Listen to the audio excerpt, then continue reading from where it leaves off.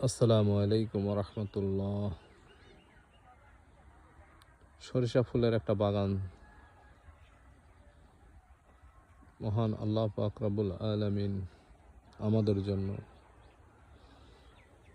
আমাদের রিজিক বন্টন করেছেন। এই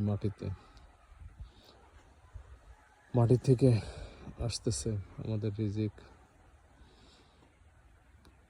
একটা শস্য দানা ফেলার পরে ওই শস্য থেকে 10টা শস্য দানা আসতেছে। কত বড় নিয়ামত আল্লাহর, আর আমরা ওই নিয়ামতটাকে অস্বীকার করি, আমরা স্বীকার করি। আমরা কত বড় নাফরমান।